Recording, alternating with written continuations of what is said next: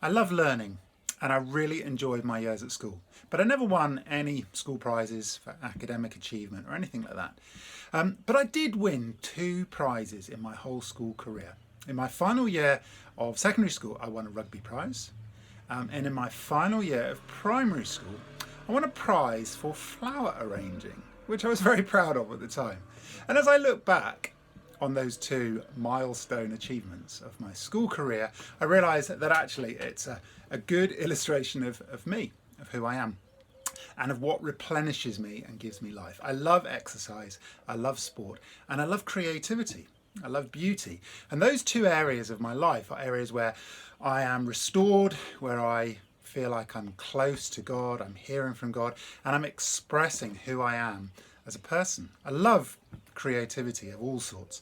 I've been reading a book recently by a chap called Nick Page called The Dark Night of the Shed. He's talking there about men in their 40s going through that midlife crisis kind of time and how they need a shed. They need a place to get away. They need a place where they can learn that life is not about what you achieve or what you build up or your possessions or your kudos and your prestige and your reputation. Life is found in the dark places of the shed, of creativity, of being still, of hearing from God, of wrestling with the big questions. Who am I? Who am I in this world? What is my life message? What am I achieving in my life? And a shed is a great place for that. So this is my shed. I love my shed. We've been in this house for 7 years. It's a house on a hillside. It's a house with a steep back garden. And outside our back door, there are a series of steps. It's about 15 steps that go down. And wedged between those steps and the wall of the house is a dead piece of land. It's about 4 metres by 2 metres at a 45-degree angle. And when we moved here for years, it lay there dormant, full of weeds and a few aloes. It was totally dead space, achieving nothing. The soil pipe from the toilets came out, went through the land, and it was just there. It was dead. And I really wanted a shed. I wanted somewhere, a workshop, somewhere where I could set up a wood lathe and do creativity projects. And then finally, we had the idea of redeeming this piece of dead land. So over the course of a few days, we dug out tons of soil and shifted them to another part of the garden. We boxed in the soil pipe. And then I built a kind of a floating floor on joists in the bottom of this flattened out space between the steps and the house. Built basic sides with tongue and groove planks and some windows and a door and a basic roof, put some electricity in, and I've got my shed. I put a workbench in here, I put a wood lathe that my dad gave me a few years ago, and I've even since then been given a leather chair, which I have in my shed, which is my chair. Outside my door, I've got a basic stoop. It's about 1.5 metres by 1.5 metres, and underneath the stoop sits the dog kennel, so I can sit on my leather chair, on my stoop, above my dogs, and just enjoy being outside my shed, or I can enjoy being in my shed.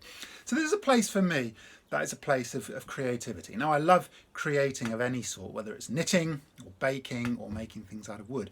And I'm really enjoying this season of lockdown because I have plenty of time to be creative, but it also is kind of enforcing a different type of creativity because of lack of resources. I've always wanted to make a communion chalice, so I didn't have the right piece of wood. So I've ended up gluing together a piece of elm, a piece of olive and a piece of teak and making something out of several pieces of wood, which was a kind of a second best because I didn't have the right piece, but the kind of enforced creativity I'm loving. I've been making things out of old pieces of olive. So this is a big chunk of, this is firewood. This is a piece of olive, firewood. I didn't have any cured wood, and so I've been taking pieces like this, and it's amazing that you can dig out something from an old piece of firewood and it can become something actually of beauty.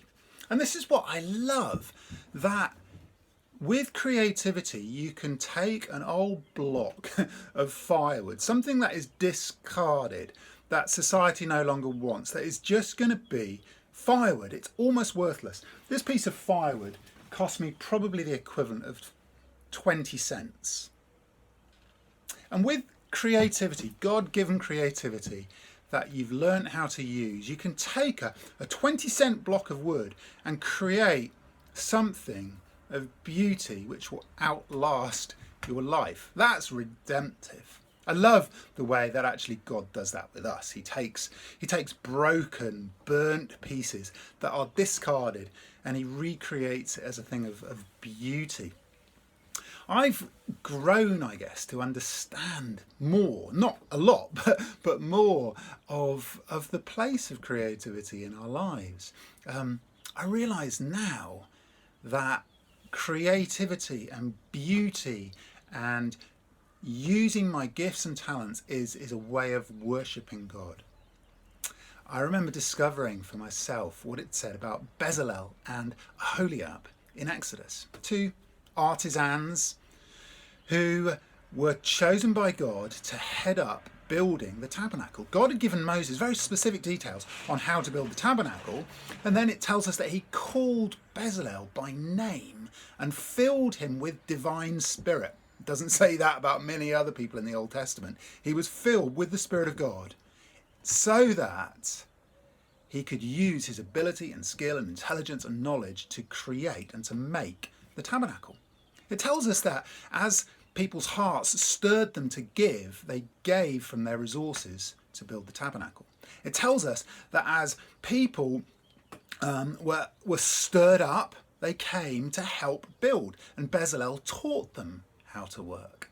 So people were choosing to use their resources and to use their skill to learn how to co-create something of incredible beauty, and this was part of their act of worship.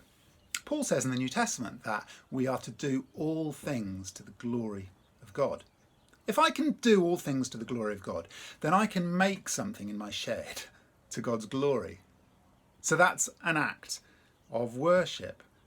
And I'm realising that as people created in the image of a creative God, we are created creators.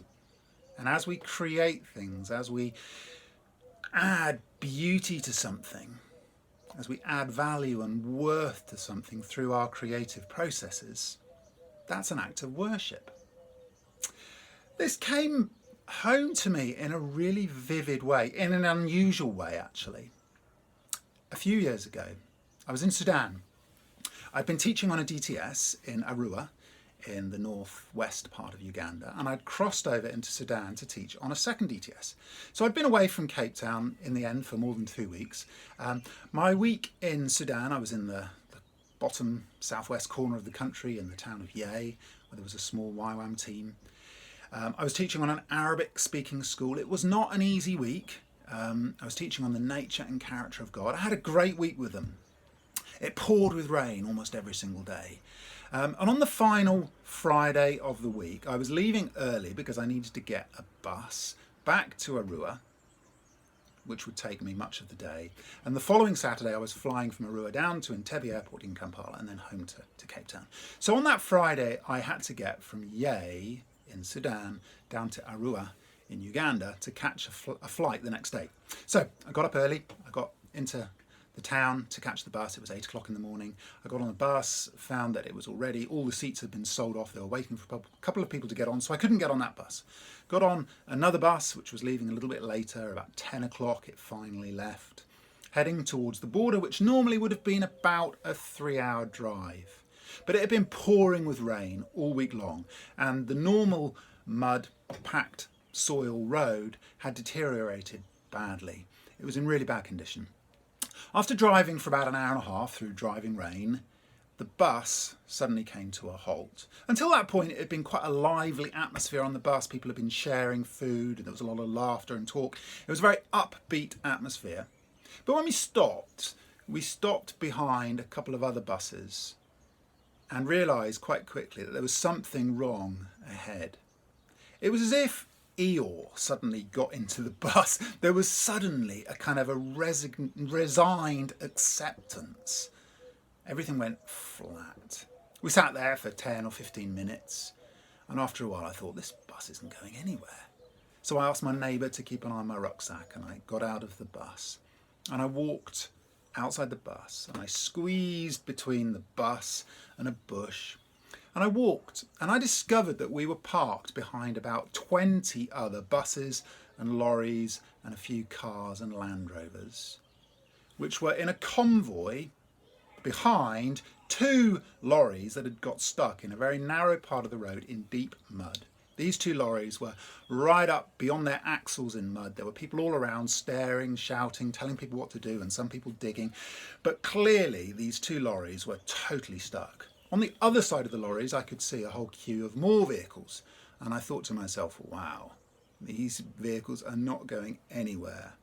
I walked back along the line and I talked to some of the drivers, and I found that several of them, particularly at the front of the queue, had already been there almost 24 hours. They'd spent the night out there in the bush. They were stuck. And I thought to myself, we're not going anywhere. So I had the choice. Do I stay in the bus and wait, or do I start walking? Well, I asked how far it was to the border. It was about 30 kilometres, people thought. And I thought 30 kilometres, 7 or 8 hours of walking. It's now about 11:30. I can get there by dark. I can get to the border at least. If I spend the night at the border, I'll get to Arua on a bus tomorrow morning. That'll be absolutely fine. So I picked up my rucksack and I got out of the bus. There were probably 50 people on the bus. Lots of people were saying, "Where are you going? Mzungu, Mzungu, no, no, no, no, no, no." And in that moment, I had this strange decisiveness. I just knew that I was doing this and I felt empowered. I felt, I'm doing it. What can go wrong? Now, everybody else stayed on the bus. I got off and walked. There were probably very good reasons why I shouldn't have done this. Probably most people stayed on the bus because they knew what had happened over the many years of civil war. They knew of atrocities that had happened in the bush. They knew the safe place was to stay on the bus with everybody else. I didn't know those things. Ignorance was bliss in one sense, but also possibly coming from a much more individualistic culture, it was maybe easier for me to make a split-second individual choice, whereas others maybe coming from more of a group-oriented culture, maybe it was harder, I don't know. But whatever reason it was, I found myself able to make this choice. I'm going. So I walked past the vehicles, I walked past the lorries that were stuck in the mud, I walked past another 20, 25 vehicles on the other side, and I started walking. I walked for 10 or 15 minutes, and then a motorbike went past me. He picked me up. I got on the back of the bike. He was a Canadian. He drove not far, maybe 10 kilometres with me on his back. He stopped at a Samaritan's Purse camp, left the road, and so I carried on walking. I walked. It was pouring with rain at this point. It was a very clayey, slippery path. I was walking and slipping in the clay for probably 30 minutes or so. And then a big beer lorry drove past. He must have been dropping things off, and he was just sort of driving, I guess, between the border and some local villages. Anyway, he picked me up. I sat in the back of this lorry with loads of kegs of beer. I was sitting on a beer barrel, driving along, and I was feeling exhilarated. I was whooping, I was laughing at the rain. We drove for about 15 minutes, and then, would you believe it, we came to another 2 lorries stuck in the mud. This beer lorry parked up behind the first lorry and got out to help, and I thought, I've seen this before. So I got off again and I started walking again. Once again, the lorry driver was saying, "Where are you going? Wait." I thought, no, I'm going. I carried on walking. I walked that time for probably an hour. Didn't see a single person, didn't see any vehicles. And then finally, another motorbike passed me with 2 people on it. They said, "Where are you going?" I said, "I'm going to the border." He said, "Climb on." This was not a big, powerful bike. So there's me with a big rucksack trying to climb on as the 3rd person on the bike, obviously with no helmet. He started revving it up and moved forward, but the bike just didn't have the power for the extra weight, and he stalled. This happened several times. He restarted, moved forward, stalled.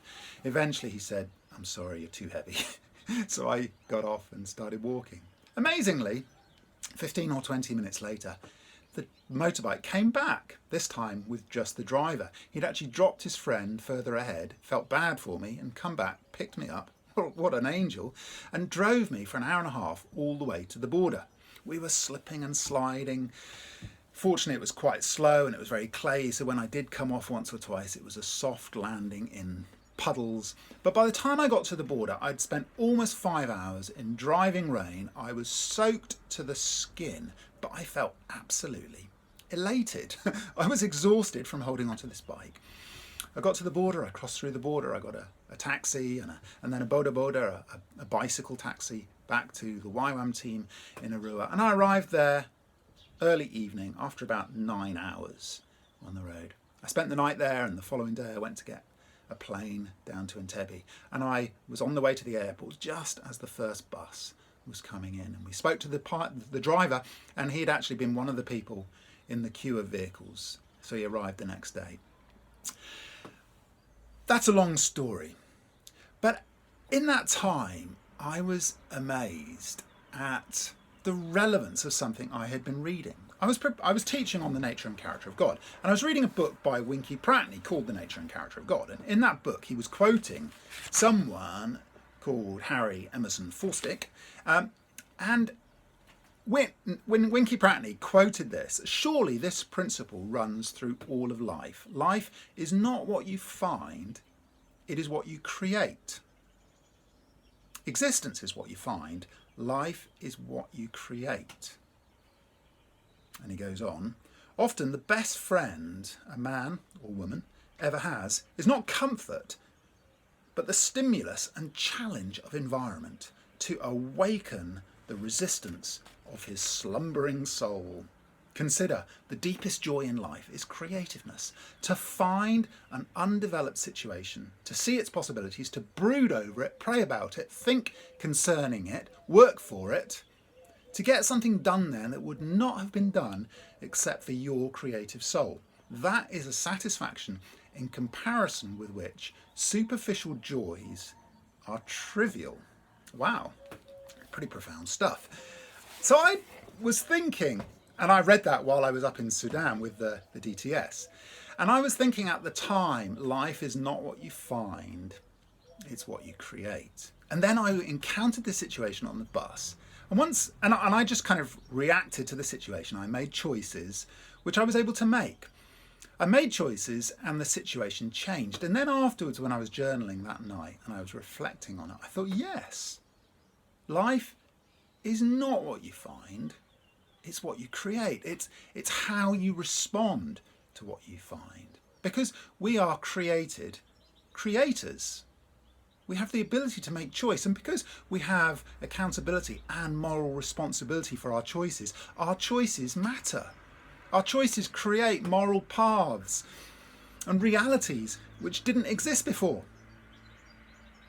We're not like a stone that's thrown into a pond and just disappears without trace. We're thrown into the pond and we create ripples which continue for eternity. Our choices matter. Our creativity matters. When we choose things, we're creating. And when we take a lump of wood and we make something out of it, we're creating. I love that. I love the fact that made in the image of God, we can co-create things with him as we respond with the Spirit within us, discipling us and transforming us. And as we take our God-given talents, our mind, our intellect, our renewed thinking, and we make good choices, and we respond in ways that are worshipping God with our choices and our actions, we're creating things of beauty and dignity as part of our worship, which will have an impact for eternity. And so, even as I think about this today, in this lockdown, life is not what I find, it's what I create. What am I doing with my talents? What am I doing with my time? What am I doing with my choices? In what way are my choices today my choices to create beauty, to respond with love, forgiveness, reconciliation? In what way are my choices an act of worship today?